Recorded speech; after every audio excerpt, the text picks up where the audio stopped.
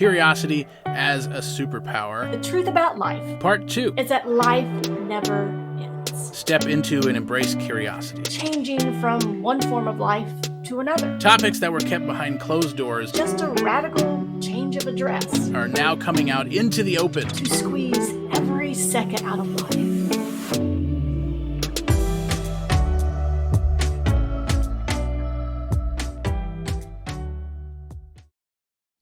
Hey there, I'm Reverend Dan. We are Soul Evolution Collaborative, an innovative bricks and clicks spiritual community dedicated to the intentional evolution and authenticity of the human soul.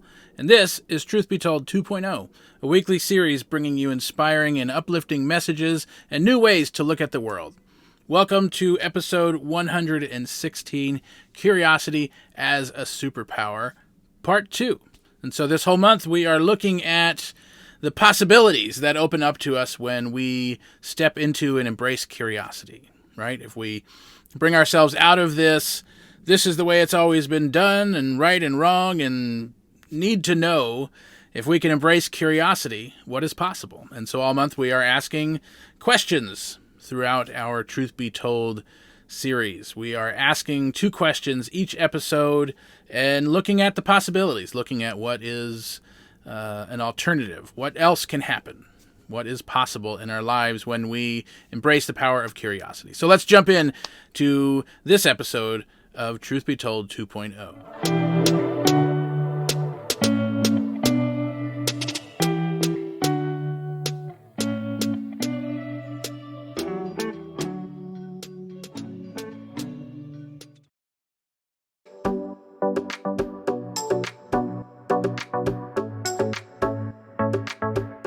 What does the science of mind and spirit say or believe about death?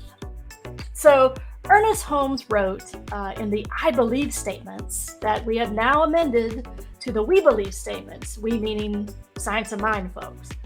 We believe in the eternality, the immortality, and the continuity of the individual soul, forever and ever expanding. So let's talk about death. Yeah, I know, easy, light subject to talk about here on a Tuesday evening. Science of Mind breaks it down like this. The truth about life, and I mean the big T truth, is that life never ends. That mysterious and often feared thing we call death is merely a changing from one form of life to another. I recently heard the amazing writer Anne Lamott describe it like this, describing death as just a radical change of address. And so, with this understanding, we don't buy into the idea or belief that death is an end to life. Instead, as death becomes just like the visible being made invisible, just like birth is the invisible being made visible. So physical death is like the shedding of this earth suit, which has outlived its usefulness in this realm and it's ready for its next great adventure. Now, Science of Mind doesn't make any particular claims as to what that looks like, but Ernest Holmes, believing in the evolution and constant unfolding of our experience, would posit that each experience will be more expansive than the last. But I have a sneaky suspicion that that's going to be different for everyone. But don't quote me on that. Completely my sneaky suspicion. Now, all this sounds well and good, but how can we actually use this awareness to bring joy and color to our current incarnation? Understanding that death is merely a changing of form frees us to express fully in this moment, to squeeze every second out of life, knowing that when we come to the end of this particular experience, we can embody the words that I like to think about, which are the words of George Bernard Shaw when he says, "I want to be thoroughly used up when I die, for the harder I work, the more I live." Now, he wasn't meaning work like the 9-to-5 work, but he was meaning our work, our activity, our thing to do in the world. So what I take from this is that when we can crack the code of being present to each moment of our life, the good, not so good, and all the things in between, then we'll be able to adventurously step into our next grand address, knowing that it is not an ending, but instead a brave, new beginning.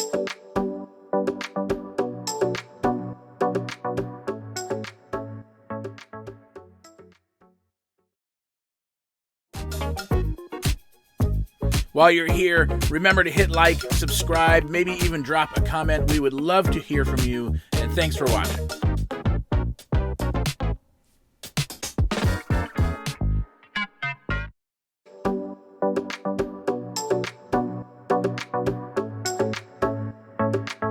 It seems like that whole don't talk politics, religion, or money thing is kind of out the window at this point. And that's probably a good thing. But it also seems like a lifetime of not talking about it at all left many of us, maybe most of us, without a model for healthy interaction when it does come up. And this is probably true for way more than just politics, religion, and money. Emotions, feelings, and opinions in general. Topics that were kept behind closed doors are now coming out into the open. But here's the rub. Most of us never learned how to talk to someone with different views and perspectives than ours. We were never taught to talk outside of our in-group about any of these things. So the question this week is, why does it seem increasingly challenging to talk with anyone with different views than mine? And what can I do about it? There are actually many good reasons that this seems true. Such as society's lack of value for empathy, an increase in the echo chamber effect, polarizing media, and so many more things, all of which increase our tendency to surround ourselves with people who share our views. None of these things are really new, but let's throw into the mix the immediacy of the internet and our direct connection to literally everything. And things that seemed so far removed to us in the past are now directly in our face. That can get really uncomfortable, as our worldview is constantly being challenged. Or at least it seems that way. Maybe it actually is. Maybe that's a good thing that our worldview gets challenged. You see, when we lack empathy for individuals or groups, it becomes easier to stereotype and judge those with different views, making it harder to have productive conversations. Staying mainly in spaces where our views are constantly reinforced can also lead to limited exposure of different perspectives. This can create a false sense of certainty in our own views, and it makes it difficult to understand and engage with, again, those who have different opinions and views of the world than us. Polarizing media, such as social media and the algorithms that go along with it, news outlets that cater to specific political ideologies, can also contribute to this issue. These sources can further influence our beliefs and create a very one-sided view of reality, once again, making it difficult to have constructive conversations with those who hold different views than ours. The tendency to surround ourselves with people who share our views can really limit our exposure to these diverse perspectives, and it reinforces our own beliefs. This makes it a challenge to really engage in meaningful ways, meaningful conversations with those of differing perspectives, those who have come to different conclusions about life than we have. So here's the thing. None of the conclusions we come to in these ways are inherently true. About ourselves, about the world around us. It would be kind of like only ever tuning into one station on the radio and denying that the rest exist because we never listen to them. It may seem true because it's all we ever hear. It doesn't mean that other people aren't listening to other stations. We do this in life to keep a sense of safety, to have a place where we feel like we belong. This group is my group. I know it because we think similarly and have come to similar, maybe even identical conclusions about life. It doesn't take much to realize the short-sighted and potentially dangerous nature of this way of thinking. And maybe you have already come to that conclusion, and so maybe our worldview in this case needs to be questioned. It is a good thing for our worldview to be fluid and evolving. In many ways, we are being asked to evolve our thinking and our collective habits. If you have ever looked into theories like spiral dynamics or integral theory, then you may be aware that up until very recently, humans have been driven by right and wrong. My view is right, and everyone else is just flat out wrong. And this gets backed up by our in-group. Look, everyone I really trust has always said this is the right way. To move beyond that reasoning and the mindset that provides us the comfort of that reasoning can be really challenging. So the question then is, are we really interested in hearing about someone else's experience? Or are we just looking for another person to support our current worldview? In either case, we are listening to that very worldly view that tells us to look outside of ourselves. We need to fix things in the world and make it all right, to make it all correct. These types of conversations often feel so hard because of our tendency to need to be right. We want our beliefs to be right. So the other person then obviously needs to change. We are looking to change the things around us. But what if we made a conscious effort to not see the things around us or other people around us as right and wrong? What if we made a conscious effort to step outside of right and wrong thinking? Our whole mindset changes. Immediately, a space opens up for some very practical steps that weren't possible before. We make room to actively seek out diverse perspectives, to practice active listening and empathy, and to engage in respectful dialogue with those who hold different views. All of a sudden, there is a willingness to hear what is being said and feel what is being experienced. It's important to approach conversations with this open mind, a willingness to understand and respect different perspectives, and avoid making assumptions.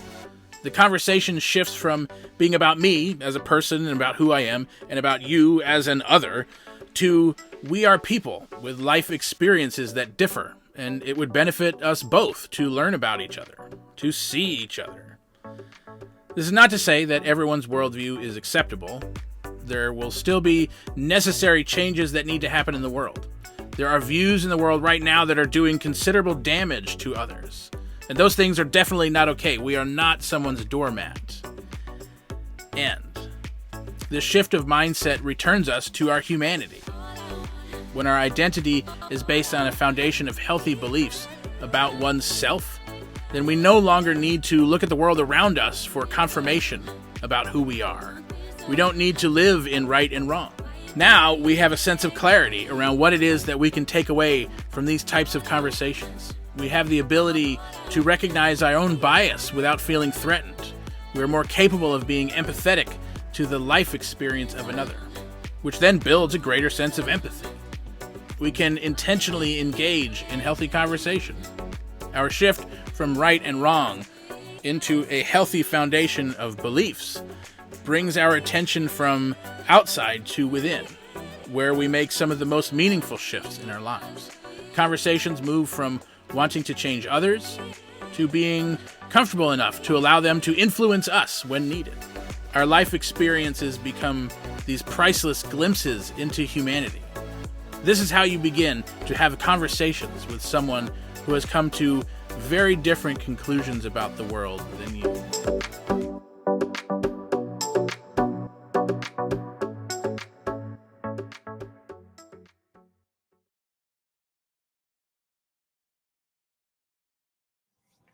I love that you brought the word empathy into just the conversation. I think that empathy is like one of the keys to a lot of things, but especially when we're in conversation with people who have different life experiences, people who have come to different conclusions about life than we have, them over there and us over here. You know, that mentality that we often get into. But empathy is that thing that when we are able to, I don't know about you, but if I'm able to like recognize, oh, there's a story behind action, then I can be like, oh, I wonder what their story is. And so when I can start asking those questions, it changes how I interact with them. When I can recognize, oh, this is a person who has story just like me.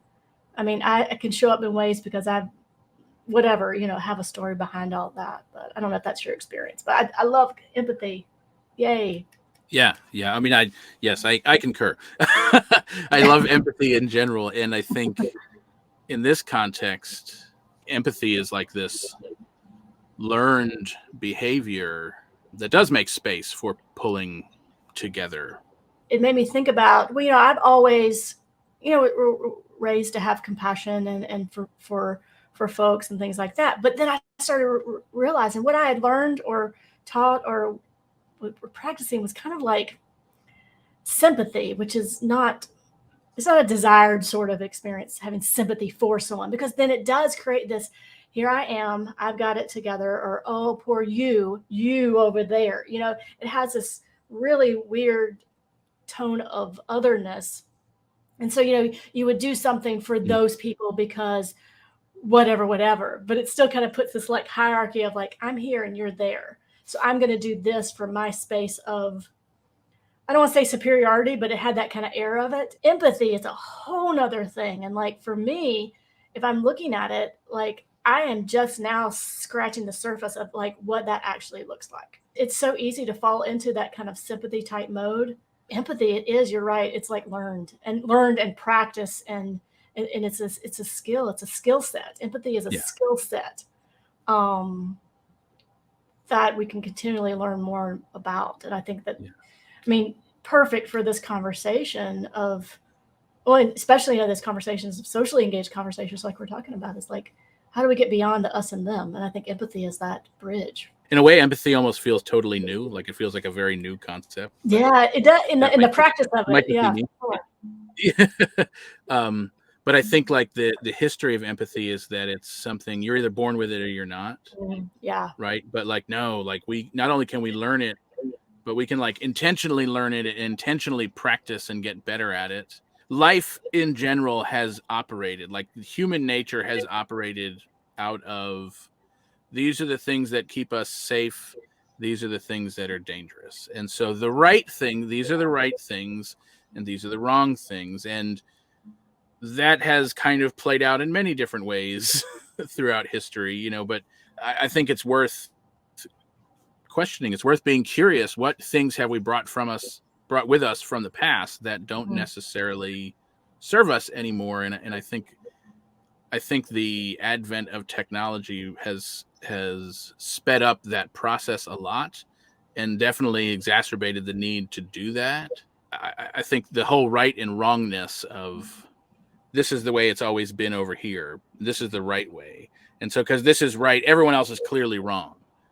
And I just think the way that has shown up has just become more and more evident, and the damage, right? There's damage that gets done because of that. And so I think the curiosity of like, what here might not be true, is a pretty powerful thing. We do tend to kind of congregate with people that are like us. I mean, that's just I think human nature. And I think curiosity begins to expand not only our awareness of, oh, all the people I hang out with are just like me. No right or wrong of that, but just aware of, I wonder what other experiences, other interactions that I could have if I get curious and step out of that. And curiosity, there's a component of discomfort in that. But I think this conversation we're having about the us versus them, I mean, it just is perfect for this exploration of curiosity and stepping out of those. So I mean, you gave some really like practical steps. Engage with people that have different life experiences. I would even say read things, watch things that represent people of other life experiences. And I think the more that we know, right, the more we realize that there is that, not us versus them, but just us, all of us, together. But I think, it's often like we have these like great sort of like hard things that we see in our world, like, what can I do? Like, oh my God, there's so many things. What can I do? But I think that there's small things that we can do. We can step out, be curious. It's important to realize, had to remember and realize over and over, I'm not going to change someone else in their beliefs. Right. Like all these like Facebook debates and, where we're out trying to like prove each other wrong or whatever, right? Like waste of energy. I mean, I totally understand the impulse to want to like jump in on all the comments and be like, what do you mean? No, that's totally wrong. It's this, but like I'm not gonna effectively change someone else's beliefs, right? What the beliefs I can change are mine, and my belief, whether I want to change my worldview or whether I just want to change the idea of like, oh, right, I don't have to be right here. They don't have to be wrong here. I'm recognizing certain values that I hold are being challenged, right? And so what can I get curious about my values and kind of follow, those action steps, I think become more powerful when we realize like, I'm not doing these action steps because it's going to change someone else. We're taking these action steps because it's going to help me and my own discomfort become more comfortable with the things I was uncomfortable with before. And it's also going to help the group that I'm a part of become more aware. I really love that phrase. People who have come to different conclusions about the world. Like, yeah, let's learn more about that. Well, and doesn't that shift the energy? Because when I can there are things that how can I impact what I see? And I can impact what I see by kind of like doing my own thing around that, but then that impacts then how I engage. So it's not just often we get into that I'm just going to do my own work sort of thing. And it's that, and because if my own work doesn't impact how I interact with you or with anyone else, then it's activating that. And then I think that does kind of get us off the hook about that's right and wrong. Like I have to be right and you have to be wrong, or there has to be any of that. It can just be this fluid sort of experience of us learning each other's story, right? And then beginning to create a new story with what we've learned, a new story in our collective experience of life. Because there's a lot of stories going on there that are not working for folks.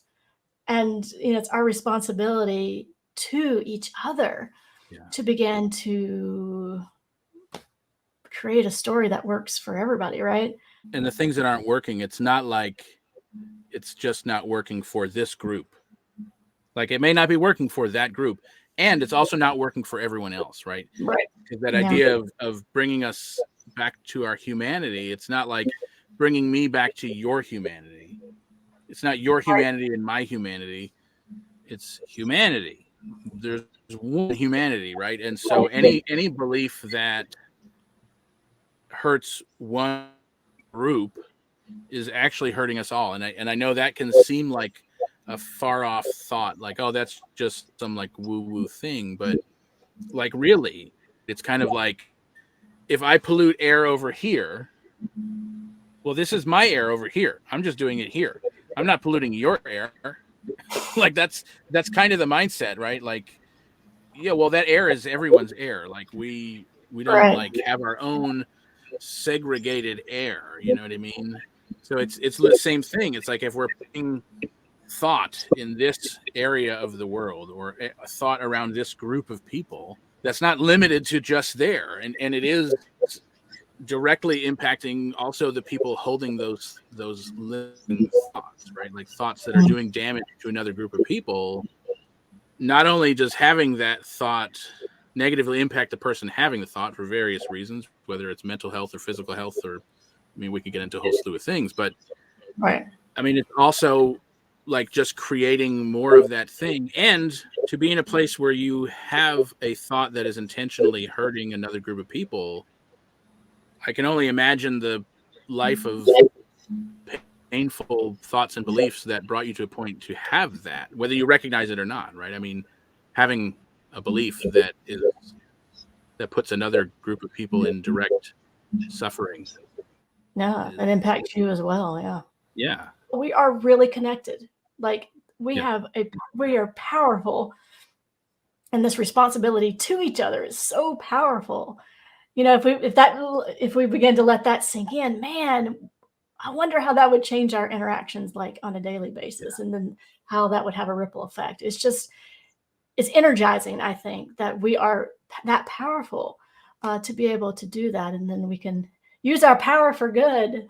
Well, thank you so much for tuning in to this amazing episode of Truth Be Told 2.0, where we continue to look at curiosity as a superpower. And so, yes, let us embrace that superpower within us, to look within for possibilities in the world, right? How else can we engage in this world? How else can we engage with each other? How can we think differently about things that maybe have previously been right or wrong, or this is the way that it's always been?